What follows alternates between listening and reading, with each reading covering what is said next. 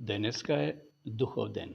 Ден, празник, кај што еден дел од христијаните ќе се сетат на Христовото ветување, кога се издел Светиот Дух врз учениците.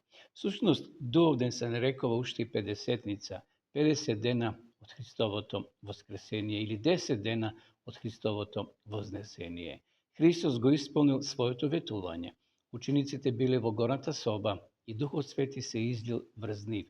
Духот Свети ги оспособил учениците да проповедат на јазици кои дотогаш не ги зборувале. Всушност тоа било ветување од Бога исполнето да радосната вест за Христовото воскресение и вознесение се прошири по сите градови и села од тогашниот свет. Меѓутоа денеска на жалост луѓето овој ден го претвараат во еден народен обичај кај што ќе јадат, ќе пијат и ќе се веселат. Меѓутоа ја заборават суштината на овој ден – изливање на Светиот Дух. Од тогаш па до денеска, Духот Свети е на оваа земја, им помага на луѓето да ја дознаат вистината, да ги откријат Божите принципи на живење.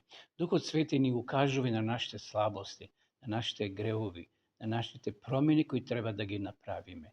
Без Светиот Дух ние не бија запознале Библијата и самата вистина.